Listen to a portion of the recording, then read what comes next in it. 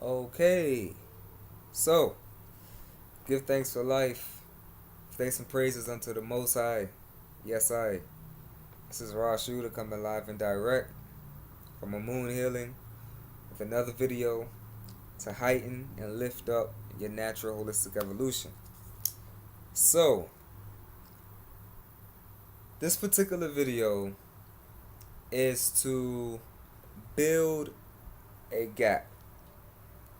It's to build a connection and to educate those that may not be aware of what it is I'm speaking of right now in this video. So,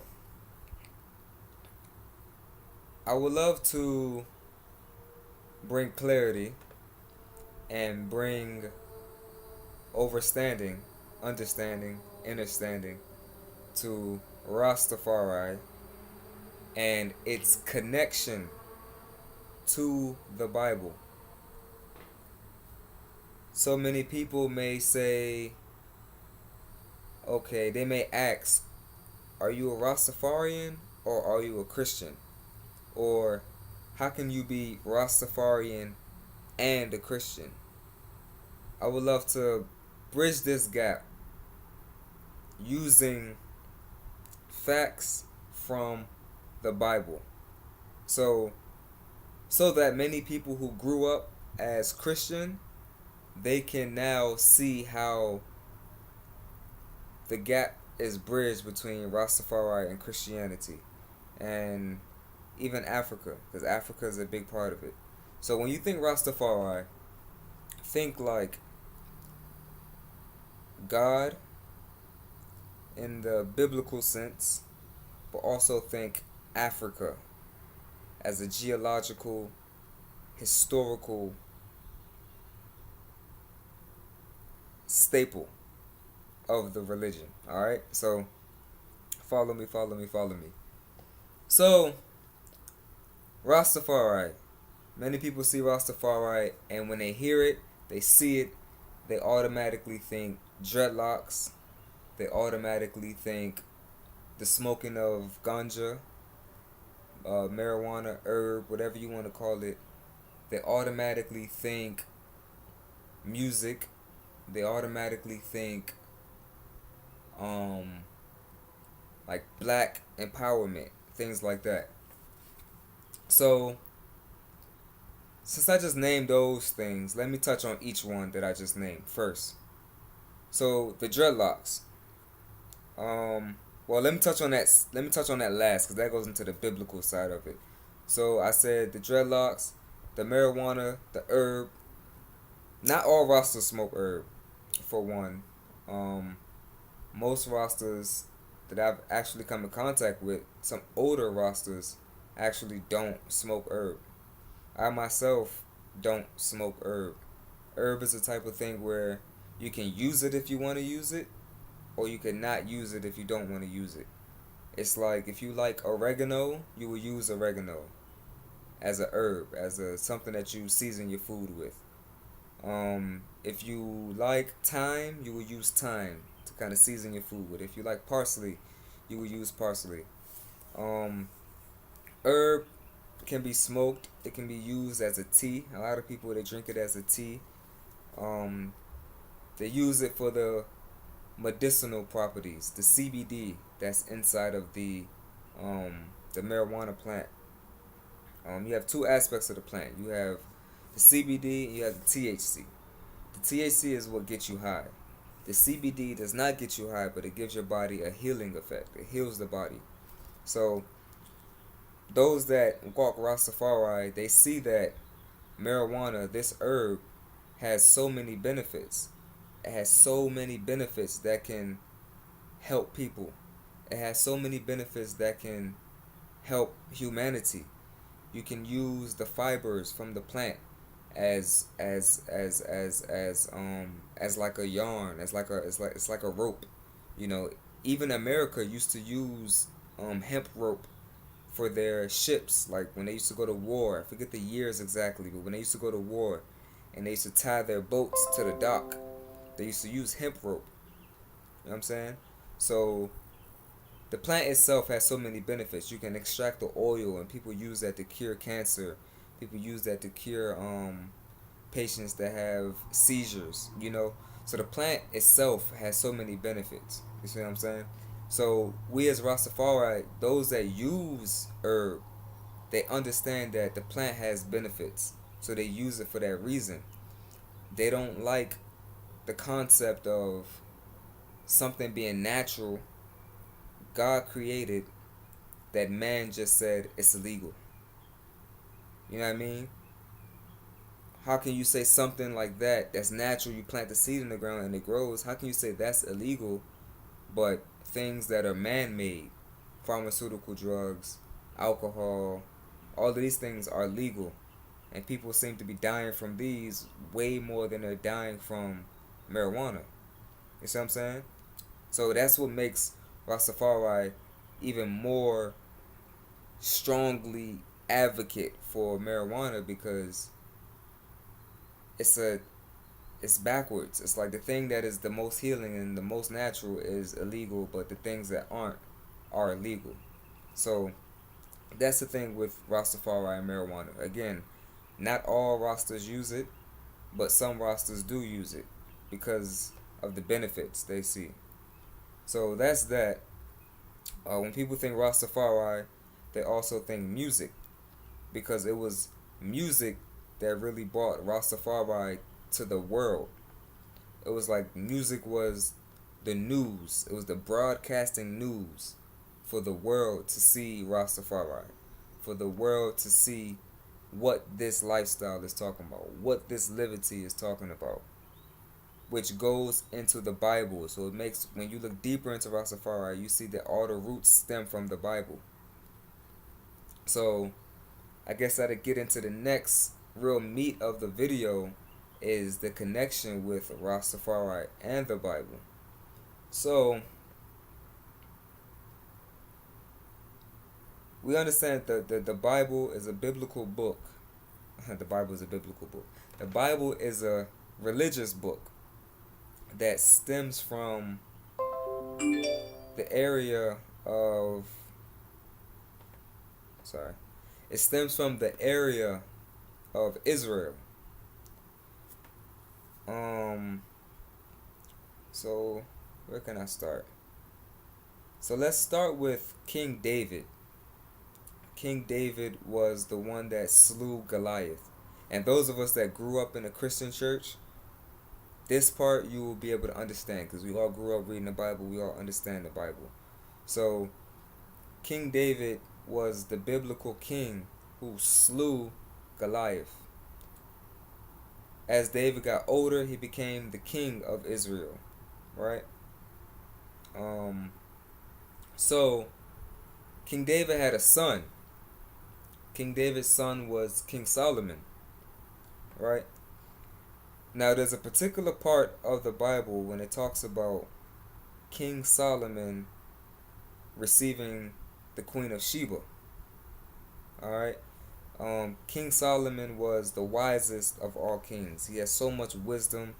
He had so much insight. He had so much knowledge that people from far away would come to Israel to see King Solomon, to ask him questions, to get some of his wisdom, to just get his light that he brought to the world.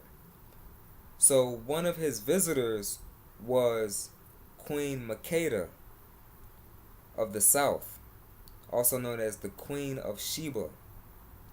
Now, the area in which the Queen of Sheba reigned and the area in which she ruled over her queendom was said to be in what is modern day Ethiopia.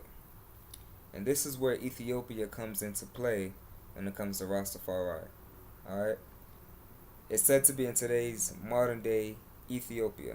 That's where Queen of Sheba came from. So here's Israel up here in the north, Queen of Sheba in the south. It is said that she heard about the wisdom of King Solomon. And this is in the Bible, so we're not getting far away from the Bible. This is in the Bible. The story of Queen Sheba coming up to Israel to meet King Solomon, to see his wisdom, to hear his wisdom, to pretty much see what this man was about, see what all of this King Solomon business was about. So legend has it that on her way up to seeing King Solomon, when she's there, they engage, they exchange wisdom, they exchange words. She brings him so much gifts. She brings him so much gold and things from her land, and he gives her, some gifts back, and they just exchange. And he's giving her wisdom, and she's asking him questions, and he's giving her, insight back. So legend has it that at the end of their exchange, they, she ends up staying there for a period of time, and in that period of time, they conceive a child. Now, the part about them conceiving a child is not in the Bible. However, when you understand who King Solomon was, and King Solomon was a type of man where he had so many wives. He had a lot of wives. He had a lot of concubines. So, just looking at it from a realistic point of view, it wouldn't be hard to see how maybe the Queen of Sheba wanted to have a child with King Solomon. Good thanks. So it's not hard to see how that can manifest. You know what I'm saying? So if you actually want to get the book called the Kebra Nagas, it is an ancient Ethiopian book that goes into more detail of the arrangement between King Solomon and the Queen of Sheba. If you want to get that book, it's called the Kebra Nagas, which means the glory of kings. Get that book, it goes into more detail of their story. Anyway, though, it is said that she conceives a child with King Solomon and then returns back to her land in Ethiopia. Now, that is where the bloodline of King Solomon reaches into Africa. That is the connection right there. The Queen of Sheba and King Solomon, right there. And as a Christian, it is important to note this because it is King Solomon. It's the bloodline of King Solomon that Jesus Christ comes from. Jesus comes from the bloodline of King Solomon and King David. Alright? King Solomon, father is David. David's father is Jesse. And there's a scripture in the Bible that gives the bloodline of Jesus from Jesse down to Joseph. Alright? And it gives the bloodline straight down. And Jesus is said to come from this same bloodline of King Solomon. So that's why it's important as a Christian to know about King Solomon, to know about King David, and to know about the connection with the Queen of Sheba. Alright? So that's the connection there. As her 9-month period goes on, the Queen of Sheba gives birth to a son. The son goes by the name of Menelek the First. Okay? Menelek the First is said to be the son of King Solomon. So, Menelek wants to meet his father. So he goes up to Israel, just like his mother did before, to meet his father, Solomon. Upon this meeting, it is said that Menelek, on his return back down to Ethiopia, takes the Ark of the Covenant with him. Now, as a Jew, as a Christian, alright, you know how important the Ark of the Covenant is. The Ark of the Covenant is the sacred chest. It's the sacred artifact that is said to house the essence of God. Alright, and I use Jews and Christians as the example because they are two religions that are actually tightly woven together. but throughout history they've become broken apart and seen as separate. But they're tightly woven together. All right. So these religions understand, Christian and Jews, you understand the importance of the Ark of the Covenant and how important it must be for the Ark of the Covenant to be brought down to the land of Africa, Ethiopia.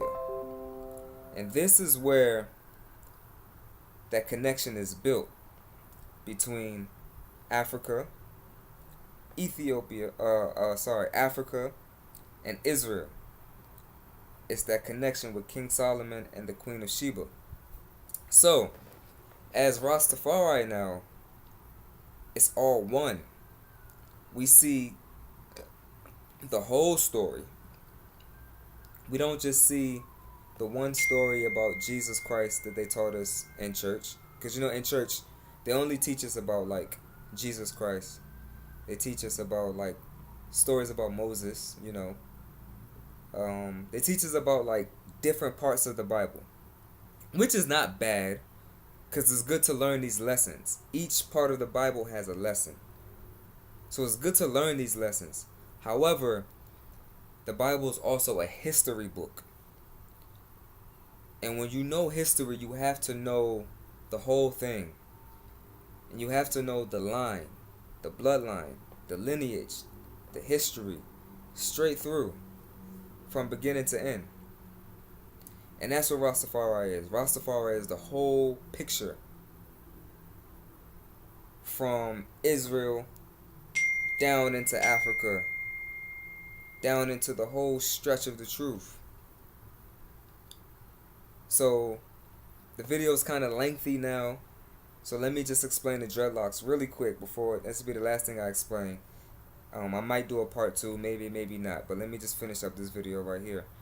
So the dreadlocks, you see Rasta, you see dreadlocks, Nati. Dreadlocks come from the Nazarene vow. Now this is in the Old Testament of the Bible, where God told a specific group of people, he told the Israelites, he said, okay, if you want to make a promise unto God, if you want to live a complete lifestyle unto God, unto devotion of the Most High God, then you will vow a vow of the Nazarite. Alright? And upon this vow, once you take this vow, there's certain things that you have to stop doing in your life. There's certain things that you have to, certain rules that you have to abide by. Certain things you can't eat. Certain things you can't drink. Certain things, certain rules. And it becomes the precept. And it becomes the government of your life now. And this dreadlocks is a sign of that vow. So it's like when you get married, right? You and your partner, you say vows unto each other. It's like a promise that you make unto one another. And then you put on a wedding ring as a sign of that promise. These dreadlocks are a sign of that promise. So when you see a roster with dreadlocks, you're seeing someone who made a promise unto the Most High to say that I will live by these certain rules. I will try my hardest to live by these rules, and I will walk in your light and walk in your covenant. So this is what the dreadlights represent. And if you want to check out that particular scripture, it's Numbers chapter 6 verse 5. Alright, start from Numbers chapter 6 1 and read up until 5, and then even read a little past 5, because verse 5 is where it actually says in the Bible, you let the locks of the hair of your head grow. Straight up, it is that straight. It is that blunt, that straight up in your face. Let the locks of the hair of your head grow. Word from word, that's what it says in the Bible. So we give thanks and praises in this time. I hope I cleared the air, or educated, or bridged the gap on Rastafari and its connection to the Bible, and what Africa and dreadlocks and all of this has to do with the Bible. Again, because there's probably so many people out there that think Rastafari is just something negative because of the negative connotations that we get in society. You know, the herb smoking and things like that.